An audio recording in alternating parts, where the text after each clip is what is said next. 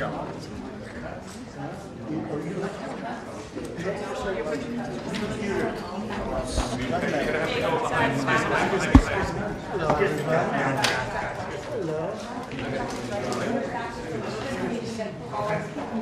up, man? How you doing? What's up, my man? It's great, huh? 30 years. With everybody? 30 years.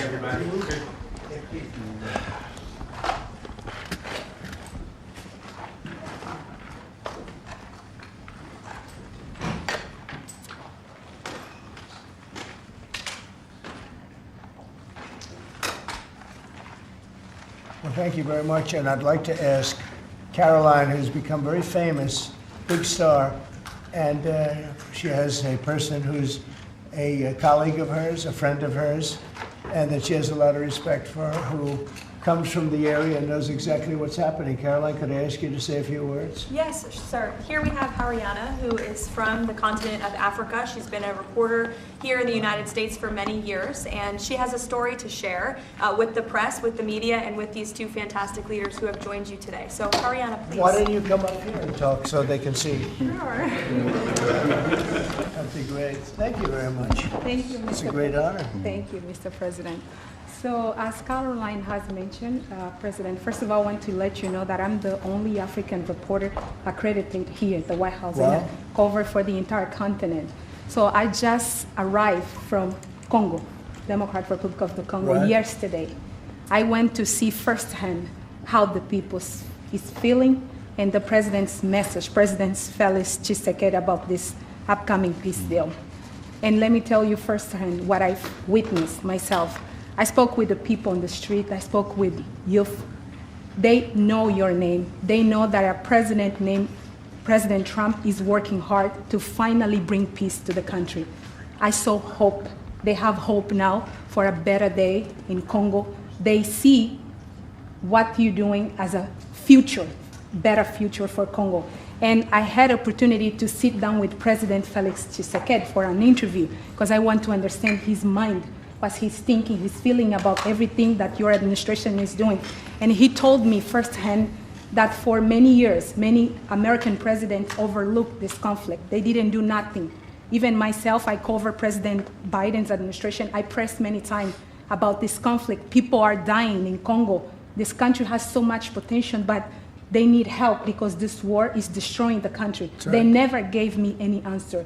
And he told me, President Tshisekedi, that you have no idea, he's very thankful for what you're doing, for what your administration is doing. Not only him, the entire Congolese people, they see that finally they will have hope. And President Tshisekedi also mentioned at the end of my interview that when peace finally comes to the Democratic Republic of the Congo, he's thinking to nominate you as a Nobel Prize Peace because he said you deserve, you have been working to bring peace in the world, not only at the Congo, and he's very hopeful to meet you in the future. That's so nice. Boy, and that's so beautifully stated. And Caroline said, number one, she did say, and I shouldn't say this because it's politically incorrect, she said, she's beautiful, and you are beautiful. Okay? I'm not allowed to say that, that could be the end of my political career, but I said it anyway. But you are beautiful, and you're beautiful inside. So I wish I had more reporters like you. So you covered Africa for a long time? Yes, for over 10 years. Wow. I covered even your first administration. Yes, I know that. That's great. Well, thank you. That's so nice that you said that. You. Appreciate it. And I have one more question, Yes. Mr. President. Since we know in July or in the future, both President of Rwanda and the Congo will be coming to the United States. In Africa, President João Lourenço, the president of Angola, he is also the leader of African Union. Good. He worked very hard to bring peace, but unfortunately... Let's get him here. Yes, that's okay? right. Would you invite him for me? Of course. Okay? Of course. No, we'll have. I know that he works very hard, and he's the head of essentially the union. So the union all over Africa, not the kind of union that we have. This is the union all over Africa, and I'd love to have him, so you'll let him know. Of course, Okay? Mr. President. Thank you very much. Thank you, Good. Mr. Now you go back to where you belong, right? That's great. That's a great job. It's real knowledge and real heart, too. Congratulations. Okay. So we're here today to celebrate a glorious triumph, and that's what it is, for the cause of peace and this is a long time waiting, the signing of a historic peace agreement between the Democratic Republic of the Congo and the Republic of Rwanda. The conflict has continued, and it's been going on for many, many years. It's been going from, I guess they say 30 years, the Great Lakes region of Africa for a long time, and maybe even a time before that. How is the Great Lakes region? Must be beautiful, right? Beautiful, beautiful region, but they had a lot of war, right? A lot of fighting, a lot of death. It's displaced countless people and claimed the lives of thousands and thousands. But today, the violence and destruction comes to an end, and the entire region begins a new chapter of hope and opportunity, harmony, prosperity, and peace. That's been a long time waiting. I said, how long has the war been going? And a friend of mine who's very much involved said 30 years, and at least 6 million people were killed during that period of time. It's incredible. And somebody said that was actually, it's the biggest war on the planet since World War II. So it's a shame, but we're going to bring it to an end. I want to express my gratitude and congratulations to the representatives of the Democratic Republic of the Congo and the Republic of Rwanda, who signed this pivotal agreement a short time ago. They just signed right in front. And let me also thank Secretary of State Marco Rubio, who has worked very hard on this subject, and we've worked on it together, for his outstanding leadership, as well as Senior Advisor for African and Africa Affairs, Mossad Boulos, who's, as you know, spends a lot of his time in Africa, and he's very comfortable there. I said, were you at all uncomfortable with all of the turmoil and all of the killing? And he said, no, I wasn't uncomfortable, and that's what you need. You need somebody that's going to be able to get. So, Mossad, I want to thank you very much for the job you've done. Amazing guy, actually. I also want to thank African Union, Qatar, Togo, for working closely with the United States. And I know Qatar was really working hard, and African Union, we just spoke about that. And I look forward to having them representatives here when we do the official meeting, and that'll be sometime in July. And we look forward to it. And you better be here covering it, okay? You better be, we're not going to stand anybody else covering it but you. But this is a tremendous breakthrough. In a few short months, we've now achieved peace between India and Pakistan, Israel and Iran, and the DRC and Rwanda, and a couple of others also. Serbia, you know, was they were getting ready to go to war with a group I won't even mention because it didn't happen. We were able to stop it, but I have a friend in Serbia, and they said we're going to go to war again. And I won't mention that it's Kosovo, but it's Kosovo. But they were going to have a big time war, and we stopped it. We stopped it because of trade. They want to trade with the United States. I said we don't trade with people that go to war. And we said that also with, if you take a look at Pakistan and India, it was great. They have two great leaders, and they were able to stop. They were in the midst of a big fight, I guess everybody saw, and it was going to get very bad. And they are nuclear nations, very powerful nuclear nations. In the months and years ahead, my administration will continue to work closely with all of the parties in this deal and ensure the agreements are fully taken care of, and you're going to do what's in the agreement. We'll say you better do what's in that agreement, right? Because if somebody fails to do that, bad things happen. But I have a feeling that after 30 years, I think after 30 years, you're all set. We are. I think both of you have said that's enough, right? That's enough. Yeah. That's enough. You've seen it all. So this is a wonderful day. It's a great day. We've had some tremendous success. It's been a great week between just coming back from a very successful trip, NATO's really pulled together. They have, they're going to spend over $1 trillion a year. Nobody expected a thing like that to happen. And we had the war, as you know. That was, we call it the 12-day war. It was exactly a 12-day war. And we ended up with no nuclear weapons. That's what we wanted. And they were just absolutely blown to pieces, those 3 sites. And there's no nuclear weapons, and hopefully there can be a lot of healing, and the healing is starting. And it's been really pretty amazing week, and this is one that I really look forward to. This was set up a few weeks ago, and it was something that I really look forward to. If we can do this, and we do that because we have a certain competence that's good, we're able to get people to be peaceful. I think we can do war better than anybody, but we don't want to.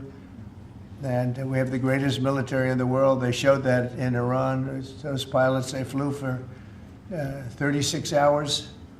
And think of that, and they hit their target. The size of this desk, half the size of this desk, from about 52,000 feet in the dark of night with no moon, zero moon. They wanted it that way. Can you believe it? And they hit, every missile hit exactly half the size of this beautiful Resolute desk. We don't want to talk about it when it comes to rockets hitting it, but half the size of this, and they hit dead center from tremendous heights, going at tremendous speeds. It's amazing. Nobody could do a thing like that. There's nobody has that weaponry, and nobody could do a thing like that. So we had a very busy and successful week. And in addition to that, our economy is doing great. We're setting records with the economy and a lot of other good things happening. But this is about Congo and Rwanda. And I'd like to ask, if I might, would you say a few words before we introduce our guests? Please? Sure. Thank you, Mr. President. Yes. So, under your leadership, Mr. President, and the full support of Secretary Rubio and the entire team at the State Department, we engaged with the two parties in early April, and within 3 weeks, they signed the Declaration of Principles. And now, within about 2 months from that, we have signed today the final, this is actually the final peace agreement. You know, many people were wondering if this is preliminary. No, this is the actual final peace agreement that they've signed today. You have also expressed interest in inviting the heads of states to the White House for a signing ceremony. So there will be some other additional agreements that will be signed. In addition to this, which will become known as the Washington Accord with regards to the Great Lakes region. That's great. There are some economic... Why not the Trump Accord? If you wish. I'm only kidding. That'll be headlines there. I think that's a great name, Washington Accord. Beautiful. And there's an economic aspect as well that is extremely important for both countries. They have also worked, last week we finalized the regional economic integration framework, which both countries will be signing at the White House here during that ceremony. And That's going to be a great ceremony. Absolutely. Right? We're going to make that a great ceremony and bring other people that were involved, some other people. Besides the gentleman we talked about who we know has worked so hard, if you think there are other people that are deserving, let us know. Okay? Sure. And there will be some bilateral agreements. We're negotiating a minerals deal with the DRC for critical minerals. Many American companies have shown interest in investing in the DRC, and these we're talking about long-term investments. Same thing with Rwanda. Many American companies have shown interest, and not only in mining, but also in the midstream and downstream, which will be the processing of minerals. We're also working and supporting the Lobito corridor, which will help building the infrastructure. Just 2 days ago, the United States signed, and supported a project of $1.5 billion for electric transmission from Angola to the DRC. And there are many other projects of that nature lined up. So we will be, under your leadership, Mr. President, we'll be working with the two countries very closely and with the support of Qatar to make sure that this agreement is implemented.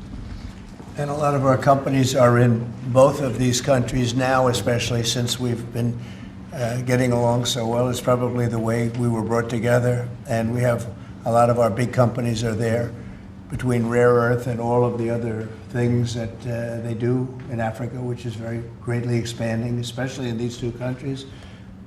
You have earth, they consider it to be about the best in the world, actually, I've heard. So we're doing a lot of different things, and it's all going to bring everybody together. That's how this all began, I guess. But the big thing is, the big thing for me is there's really only one thing, and that's getting a peace treaty with two countries that have been fighting for 30 years. And I want to thank you all. Will, if you could, Yes, sir. you could bring the letters over? Of course, sir. So in front of you, as you said, sir, these are the actual agreements that were signed respectively by the foreign ministers of the Democratic Republic of Congo and Rwanda earlier today, witnessed by Secretary Rubio. We've also prepared for you 2 letters. This is to President Paul Kagame of Rwanda, expressing your appreciation and congratulations for everything that's happened already, and of course inviting him to Washington for, as Dr. Bula said, what we hope will be the Washington Accords, finally setting the terms for peace and prosperity in this region, hopefully for a very long time. That's great. That's beautiful. Very important. We're going to put a picture in there, right? As soon as this is over, they're going to put, we have a fast-moving photographer, Dan. He's going to put a nice picture of us here, okay? Thank you. That's for you. Thank you. And this is a letter to President Tshisekedi of the Democratic Republic of Congo, again congratulating him on settling this long-running war and inviting him to Washington, D.C. for the final conclusion of the agreement, hopefully soon. That's great.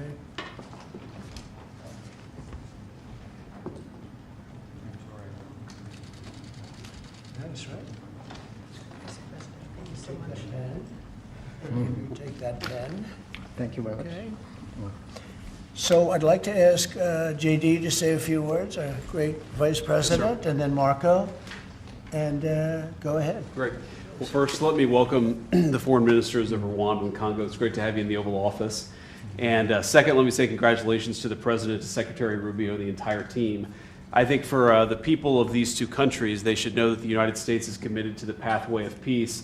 But to my fellow Americans, this is really a celebratory moment. This is a big moment for our country because under the President's leadership, we've taken what was 30 years of killing and war, the worst war in terms of death count since World War II, and now we're on a pathway to peace. And so if I think about what I know about these 2 countries, for 30 years, pretty much the entire time that I can remember these 2 countries being in the news, much of the story has been about them fighting one another, about them killing one another.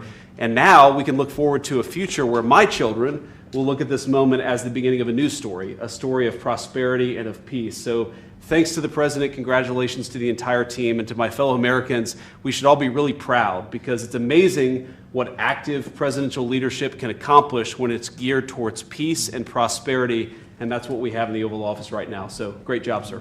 Thank you very much, JD and Marco, and then we're going to ask the 2 principals to speak. Yes, sir. Mr. President, first of all, thank you. When I first came on this job a few months ago, you made it very clear that one of the priority of this administration under your leadership was going to be the pursuit of peace. And from day one, whether it's been in Ukraine and Russia, whether it's been Pakistan, India, whether it's been Iran and Israel, and in the continent of Africa, your priority's been on peace. And today we see this come to fruition. It's sad. Wars get a lot more attention than peace. But peace is harder than war. A lot harder, and I want to congratulate both of the leaders here and their respective presidents for choosing the harder path, which is often peace, than the easier path, which sometimes is war, as costly and as bloody as it may be. And I echo the Vice President's statements, and that is that Americans should be very proud that the #1 voice for peace in the world today is our President, your President. And so thank you, President Trump. And I want to, again, recognize Dr. Boulos and the work he's put into this from day one. He's really put a lot of time and effort, and as our friends from the respective countries can share with us. And last point, I do want to thank, you've done this already, but the African Union, Togo, and Qatar, who have been extraordinary partners and whose help we're going to need to continue to receive in order to bring all this to fruition. So congratulations to both of you, and thank you, Mr. President. Thank you. Great job you've done. Do you want to start? Either way, would you like to start? Ladies first, maybe. Okay. Thank you so much. Thank you very much. Thank you so much, Mr. President, for having us here. I think I can summarize my contribution in 3 main points. First of all, thank you and congratulations indeed for this remarkable milestone, which is putting an end to 30 years of conflict and of suffering, and which is redefining the perspectives that millions of Congolese and of citizens of the greater Great Lakes region will have. The second point is stay committed, stay on board. We need the United States to make sure that this agreement holds and that you hold us accountable. And the third point is, if you stay on board, I think there are so many perspectives that we can transform our partnerships through and that can usher in an era of prosperity, of growth, and of shared bilateral relationships that go well beyond the challenges that we've shared together, and that can at least, or finally, focus on the potential and of the wealth that we can share. So again, our heartfelt gratitude to you on my behalf, but more importantly, on behalf of the people of the Democratic Republic of Congo. Thank you so much. Beautifully spoken, and I look forward to seeing your leader. They will, highly respected person, as you know. Indeed. Highly respected all over the world, but in Africa in particular. So sometime in July, we'll do something, big ceremony. We look forward to it. Thank you so very much. Please. Thank you very much, Mr. President. This is indeed a historical day because it's the signing of a peace agreement between Congo and Rwanda to end a conflict that has been going on for 30 years. And there has been many mediation, facilitation in the past, but none of them succeeded. And we believe that it's because of your leadership and your steadfast commitment to this process, with also a new approach of economic integration, regional economic integration, which is important to allow Rwanda and DRC working together, because this is a very rich region with cross-border trade, with the minerals, with natural wealth. So with the US standing side by side with Rwanda and DRC, we believe that we will achieve a long-time peace. And we also believe that, as my colleague from DRC stated, it's important for the United States to stay committed, because today we signed, but now we need to implement what we have signed in order to open this new era you were talking about of prosperity, so that we can reap the economic dividend of peace. So for this economic integration framework to be implemented, it's important for the US to accompany the parties to implement what we have signed, because in the past we have signed so many agreements that were not implemented. And we are really, we believe that with your leadership, with the involvement of the United States administration, we will reach that goal. So thank you very much, Mr. President. Well, this will happen definitely. I can reach over. Do you want to just press them over to me? Sure. Let me have them. And I just wanted to give you each. These are your signed agreements. And we'll make sure that you follow through. We'll make sure you follow through. Yeah. We'll make sure that you follow through. Okay, that's for you. Thank you. And we have one other thing that we're going to give, that we give to special people only. It's a coin. Thank you. And I hope you do that. I'm going to give you a second one for your leader. Oh, cool. Thank you very much. And likewise, we'll do that. These are serious coins. You don't want to lose them. You'll be very. I think that your reporter from Africa should get one. What do you think? Is she allowed? I saw. I think yes. Are the reporters okay with it? Brian, yes? Darling, that's for you. Okay? You did a fantastic job. Thank you. And I heard you do a great job in covering everything. Thank you. And Mr. President, we actually have the pictures that you took earlier Oh, of the let me foreign see ministers here already. Thank you so much, Mr. President. Thank you. Let me see that. They're in this folder right here, sir. Okay, this one? Yes, sir. Oh, they look better than me. I don't like it. I don't like it. That's beautiful. That's very good. We have a good photographer. Beautiful. That's great. You better, I'll tell you, you better do the job here. We're going to come down hard. It's beautiful. Thank you very much. So we'll put them in. That's for you. I can do that. Okay. That's for you. This is for the Congo. And what is it? For the Congo. Yes. Okay. Let's see, do we have two of them? I think so. He wouldn't give us one. He would have made a big mistake. Isn't that nice? That's for you. That's for you. Thank you, Mr. President. Thank you very much. And you're all set, and this is for you. You're going to Yes, get this. Good. Might as well hold it. Thank you so Thank much. you very much. Good luck. Thank you. Do you have any questions? Yes, sir. On the subject, sir. Not Canada. This is about Canada. Why not? Why not Canada, by the way? Why? I mean, Because this is about a different subject right now. This is right now actually a much more important subject. We just ended a war that was going on for 30 years where 6 million people died. So don't ask me a trade question on Canada. Mr. President, Kara Castronova from Lindell TV. Now that your administration, and congratulations, has secured peace in Africa to a bloody, horrific war that's gone on for decades and no other president could do it, do you think the mainstream media will finally... I'm telling you. No other, but you're right. No other president could do it. They tried, and they didn't even try, I don't think. I actually don't think they tried. Do you think Biden tried? He didn't know he was alive. Do you think the mainstream media will finally give you credit where credit is due? No, the media will never give me credit, but the people give me credit. That's why I'm here. The people didn't give me. That's why we're here in a landslide. We got all 7 states. We won the popular vote. So the media won't give me credit, but the people give me credit. That's more important to me. You're going to go down as a peacemaker. You're also going to go down with the president who had 0 border crossings in May. You secured the border most than anybody's ever done. But I don't know if you know this. You're on track right now to have the lowest murder rate in history in this country. And I think a lot largely go to the fact we closed down the border. If you want to comment on that, you might go down as the lowest murder rate in U.S. history. Yeah, I saw that the other day, and it's an honor. I mean, and that's really even better because, you know, we've taken a lot of illegals into the country through the Biden administration that are murderers, 11,888 to be exact. And many of them are now gone. We got rid of them. They're back where they belong. But so it's a great honor. You know, if you took that out, the numbers would be even better. They've created a lot of problems. You Truth Social earlier about getting money to the air traffic controllers and the big, beautiful bill, which hopefully, praise God, if we get this thing signed. What does that mean to that industry that have been suffering the last couple of years, quite a decade of being underfunding? How that changed the safety of air travel? Well, they've underfunded the airports for years, and I started the process of getting it completed in terms of the equipment necessary to land the planes, where the planes, like the helicopter accident with the plane, would have never happened if they had the right modern equipment. It would have been, bells and whistles would have been going on all over the place. And I had that all set, but when I wasn't here, they totally dropped it. You had a terrible head of transportation. We have a very good one now, Sean Duffy. But you had Buttigieg, and he didn't know a damn thing. He'd ride to work on his bicycle. He didn't know what the hell was going on. He was terrible. So he totally dropped that. It was a project that should have happened, and I was all set.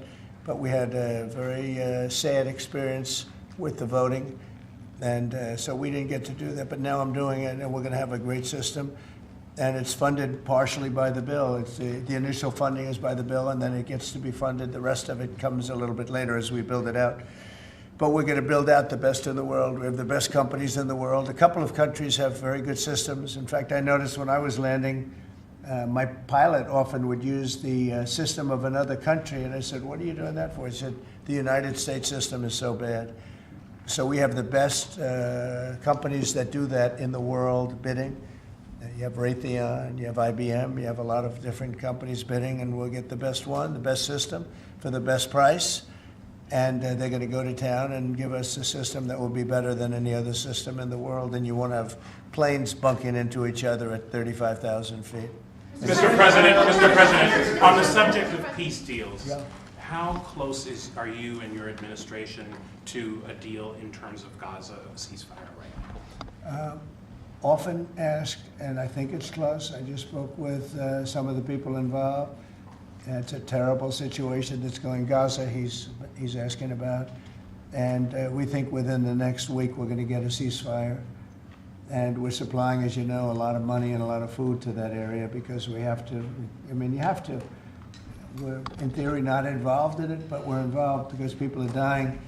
And I look at those crowds of people that have no food, no anything, and, you know, we're the ones that are getting it there. Some of it's being taken by some bad people, you know, once you give it and you give it out, and they're supposed to be taking care of the people, and they end up stealing the food and selling it. But we have a pretty good system now, but so we're helping with that. You see the lines of people that just get one meal, essentially. But it's too bad. Other countries aren't helping out. Nobody's helping out. We're doing that because I think we have to on a humanitarian basis. Like this, We didn't have to get involved in Africa, but we did because we thought it was, I've been reading, like JD said, he's, from much of his life, he's been just seeing this, about this brutal war. And it actually got a lot of publicity because of the level of brutality, right? It was, nobody's ever seen anything like it. And to be involved in that, I consider this the most important of my conferences today. We just had a great Supreme Court victory today, and everybody would say that was big, but we're talking about saving thousands and probably millions of lives here. This is more important than anything. So it's great, but we're working on Gaza, trying to get it taken care of. And again, a lot of food has been sent there. And other countries throughout the world should be helping also. And on another conflict that I know you've been working on, sir, is it true that you have reached out with a letter to North Korea's Kim Jong-un? Well, if there is a conflict, I get along with him very, very well. And we'll get the conflict solved with North Korea. I've had a good relationship with Kim Jong-un, and I've gotten along with him really great, so we'll see what happens. But somebody's saying there's a potential conflict. I think we'll work it out if there is. It wouldn't involve us, but again, we're very far away from a lot of these places that we're solving problems with. But I enjoy doing it, I like doing it, and it's the right thing to do, and we have an ability to get it done, so we're solving things that we didn't have a lot to do. Serbia, Kosovo, I told you, we solved a potential disaster. I can tell you that some of the countries that you're not going to hear about, but some countries that were ready to go to war with their neighbor are not going to go to war with their neighbor, and that's a great thing. We have a number of them.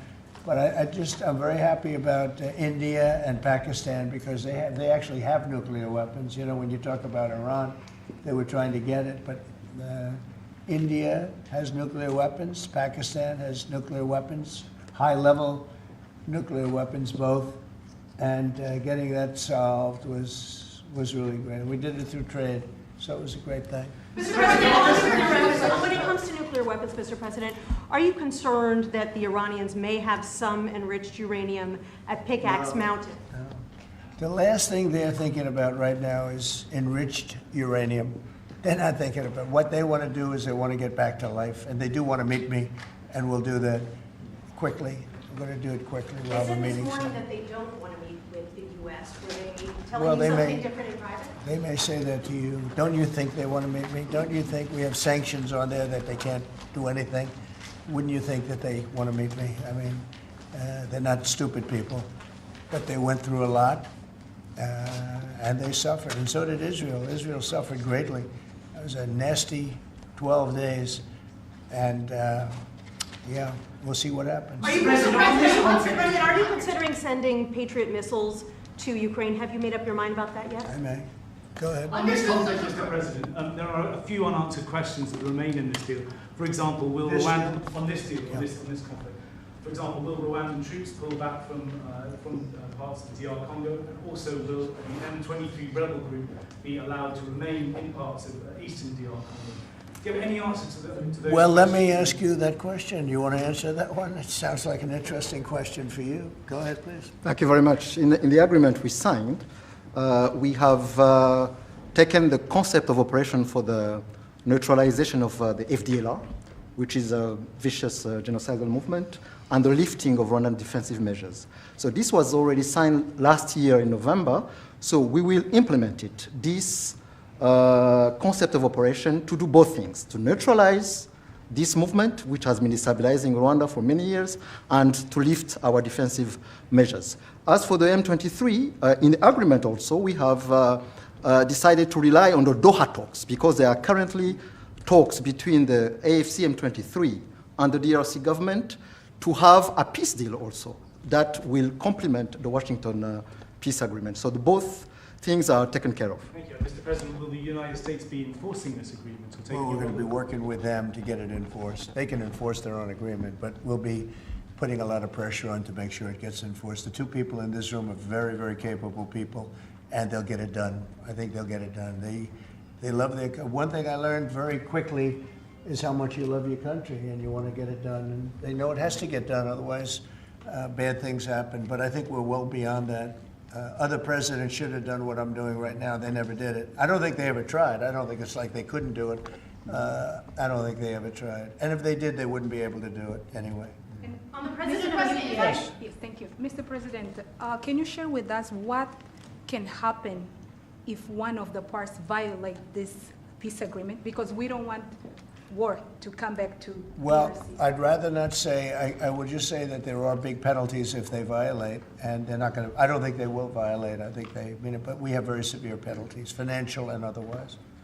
Okay. on the President, to you go back to your Truth Social post on Canada specifically, why are you deciding to end trade talks with Canada, and what rate are you looking to set? So Canada put a charge on some of our companies, and Canada's been a very difficult country to deal with over the years. We hear Canada, we have a great relationship with the people of Canada, but it's been very difficult. And they put a charge, and they were a little bit early, we found out about it. So, and we have all the cards, we have every single one. We don't want to do anything bad, but they have, economically, we have such power over Canada.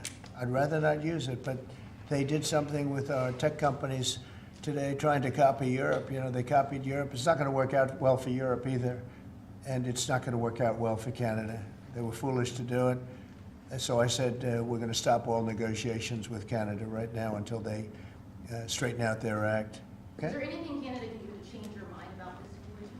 Well, no, they put a tax on companies that were American companies that they shouldn't, very severe tax. And yeah, I guess they could remove it. They will, but I don't really, it doesn't matter to me. We have all the cards. We have all the cards. We do a lot of business with Canada, but relatively little. They do most of their businesses with us. And when you have that circumstance, you treat people better. They've had farmers that are getting like 300, 400, 200% in tariffs. Nobody's ever seen anything like it. We have cases, you don't read this and the people don't report, but they charge us 400% on some dairy products. 400%. Nobody writes that. It's not fair to our farmers, and we've got to protect our farmers. Sir, you just... Sir, yeah, Brian, go ahead. You mentioned how much of a rate cut we would do to the interest on the debt. Earlier today, Director Pulte was on CNBC talking about how he suggested Powell should resign. Any comments on whether or not Powell should step down? I know you've been... Well, I don't have a comment. I'd love him to resign if he wanted to. He's done a lousy job. Look, if you were there, you'd say, well, the United States is doing well. They have no inflation. And if they do get inflation in a year or two, we'll start raising the rates. We'll get rid of the inflation, and do other things. Biden had the worst inflation in the history of our country. 19%, but I think it was much higher than that. Frankly, they say 19%. I think it's a lot higher than that. And we have almost no inflation now. We've done a great job in a short period of time. Energy prices are way down. Gasoline now is down to close to $2 in a lot of places. A couple of places I see it even broke. It's like $1.98 a gallon. We've done a great job on inflation and honestly, pretty much everything else. I think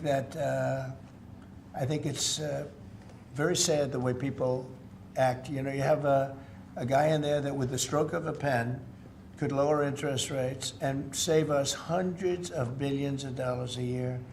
But he's a stupid person. It's very interesting.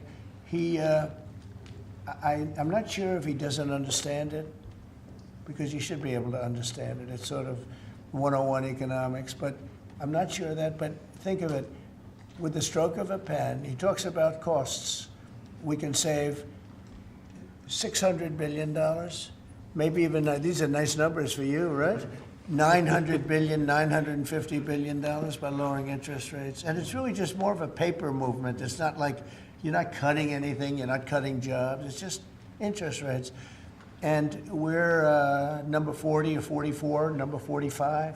Some places that you wouldn't believe that, I don't want to be disparaging, but they pay a lower interest rate than the United States of America. And without us, everything blows up. We sort of control the world in that sense. But we have a guy that's just a stubborn mule, and a stupid person that is making a big mistake. He's making a mistake, and it lasts for years because when you do the debt. Now, I've instructed my people not to do any debt beyond 9 months or so. Get this guy out, and whoever is in there will lower rates. If I don't, if I think somebody's going to keep the rates where they are or whatever, I'm not going to put them in. I'm going to put somebody that wants to cut rates. There are a lot of them out there. And I said this morning, a lot of the business shows today were saying, you know, Trump is right. He should be cutting rates. Think of it. We have a great country. We're making a lot of money. We're taking in billions of dollars in tariffs. We have $15 trillion of money that wants to be invested here, which is a record. In 2 months, it breaks any record that we've ever had for a whole year, and not even close. 15 trillion, and it's going to be much higher than that. That's after essentially 2 months, because, you know, we've been doing it for about 2 months, 2.5 months. $15 trillion breaks every record in the book. There's never been anything like this. We have factories moving in, we have car plants moving in, we have everyone wants to be part of the United States. And as I told you, and I say it to everybody, when I was in the Middle East, the King of Saudi Arabia and Qatar and UAE, all great leaders, they have all great leaders. All three of them said, you got the hottest country in the world, and you did it in, at that time I was there for 4 months, because we got back a little while ago. But everybody says it, not only them. We have the hottest country in the world right now. The only thing is we have a Fed chairman that is, he doesn't get it. And you could have substantially lower. Like if we cut him 2 points, would save more than 600, think of it, more than $600 billion just because you cut. But you can't go out to the market and say, well, we have a guy that's got us at 4% or 4.5%, and we want to pay 2% or 1%.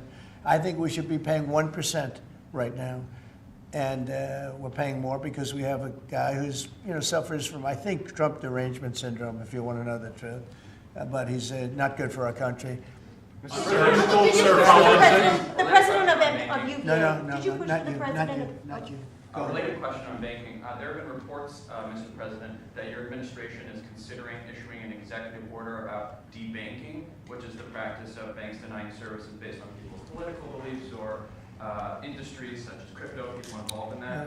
Would you be open or interested to sign such an executive order targeting debanking, and what might? Well, I think the debankers, I think that banks, I can tell you because I've been a victim myself, because of my politics, that big banks were very nasty to us. And I actually think it was Biden's people that told them to be, because the one group of people that banks are afraid of are the regulators. They are petrified of the regulators. And I've seen the biggest banker. I can tell you, you see him on television all the time. If a regulator walked into the room, he gets all nervous and crazy. They're afraid of the regulators. And if the Biden people order the banks to be virtually closed, they can do anything they want. The regulators control the banks. It's not the president of the bank. The president of the bank is far less important to a bank than a regulator, and a regulator can put that bank out of business, just like bad prosecutors are very dangerous. You know, we had a couple. I had deranged Jack Smith and some others, and we kicked their ass, but it was, you know, it's a tough kind of a situation. Prosecutors are very dangerous. A great prosecutor is an amazing asset for a country, but a corrupt prosecutor, a bad prosecutor is very bad. Well, the regulators are the same thing, and when they tell the regulator to go and make life impossible for big banks or little banks, they really control it. So there is a lot of debanking, and they call it debanking, call it a lot of different names. Essentially, they make it impossible to do business, and those people are very bad and very dangerous, and they shouldn't be doing it. Sir, you told us that on taxes, Mr. President, could you please explain how taxes would go up by 68% if the bill isn't passed? Where does that number come from? Well, it comes from the fact that you have automatically the Trump cuts, which were the biggest cuts that we've ever had. Now, these cuts are even bigger, but from the last administration, we had the Trump cuts. It was a 5-year deal, and it comes due. When you add that to the cuts that you already have and other things, it amounts, according to what they tell me, about 68%. That would mean you'd have a tax, so that you know that the tax cuts that they got, the biggest tax cuts in our history, would immediately go up to that level. And that alone is a big chunk of the 68%. And then you have the other taxes that would accumulate and they say that you'd have about a 68% tax increase. Sir, you said a moment ago that it won't work out very well for Europe on trade. Does that mean you want to cut off those negotiations as well and just tell them what they should No, be well, paying? they've been very tough. The European Union was formed in order to take advantage of the United States on trade. That was why they were formed, and they're nasty. They're very nasty. We have a good relationship. I'm dealing with Ursula right now and the group, but it's a very tough situation. They have been unbelievably bad to us. If you look at past precedents, they've treated them very badly. They're being very nice to me because I get it. I know the system, and we have the cards. We have the cards far more than they do, and they have not treated us well, and they're coming to us right now. You know, I said I was going to put on a 50% tariff. As soon as I said that, I put it out on Truth. As soon as I said that, they came to the table. They didn't want to come to the table. My people were telling me, Scott was telling me, and the whole group was telling me that not a good situation. They want to tap it down the line. They don't want to really deal. So I said, we're going to put a 50% tariff on you. Then Howard, as you know, was very much involved, Lutnick, Commerce, and he said, they don't want to talk. As soon as I put that on, I was getting calls from them like, can we meet tomorrow? And the problem is they have a lot of very unfair taxes. They have a lot of taxes that you wouldn't put on, and they sue all our companies. They're constantly suing Apple and Google and all of these companies, and they're getting, you know, in front of judges that essentially almost work for them. I guess they do work for them. They're European Union judges, and they're getting these crazy rewards. Apple was fined $17 billion, and others are being fined tremendous numbers of dollars. They're nasty people, and I don't want them affecting U.S. companies. I don't want that. If anybody's going to affect a U.S. company, I want it to be us. And if they're going to have to pay a penalty or a fine, let it be to us. So they've done this for a long time, for years, but they're very nasty. The European Union's very nasty, there's no question, but they'll learn not to be so nasty very soon. They know that. They know it's coming. So you told us that Vladimir Putin reached out to you to help you with the Iran crisis. We made some nice statements today. Did you see the statements? Very nice. Vladimir Putin made some very nice statements today. Look, he respects our country again. He didn't respect it a year ago, I can tell you right now. But Putin respects our country. And President Xi of China respects our country. And Kim Jong-un they respect our country again. We were not a country that was respected just a year ago. We had a president that was incompetent. We had bad people circulating around this desk, this beautiful, resolute desk. They had, I guess, evil intentions. You couldn't be that stupid. I mean, they had evil intentions. But the world respects our country again. Thank you very much, everybody. Thank you, President. Thank you, President. I'll write the story. Thanks, guys. Congratulations. Thank you very much, Ms. Caroline, who's become very famous, big star, and she has a person who's a colleague of hers, a friend of hers, and that she has a lot of respect for, who comes from the area and knows exactly what's happening. Caroline, could I ask you to say a few words? Yes, sir. Here we have Haryana, who is from the continent of Africa. She's been a reporter here in the United States for many years, and she has a story to share with the press, with the media, and with these two fantastic leaders who have joined you today. So, Haryana, please. Why don't you come up here and talk so they can see? Sure. That'd be great. Thank you very much. Thank you, Mr. It's a great honor. Thank you, Mr. President. So, as Caroline has mentioned, President, first of all, I want to let you know that I'm the only African reporter accredited here at the White House and I cover for the entire continent. So I just arrived from Congo, Democratic Republic of the Congo, yesterday. I went to see firsthand how the people is feeling and the president's message, President Felix Tshisekedi, about this upcoming peace deal. And let me tell you firsthand what I've witnessed myself. I spoke with the people on the street. I spoke with youth. They know your name. They know that a president named President Trump is working hard to finally bring peace to the country. I saw hope. They have hope now for a better day in Congo. They see what you're doing as a future, better future for Congo. And I had opportunity to sit down with President Felix Tshisekedi for an interview because I want to understand his mind what he's thinking, he's feeling about everything that your administration is doing. And he told me firsthand that for many years, many American presidents overlooked this conflict. They didn't do nothing. Even myself, I cover President Biden's administration. I pressed many times about this conflict. People are dying in Congo. This country has so much potential, but they need help because this war is destroying the country. That's right. They never gave me any answer.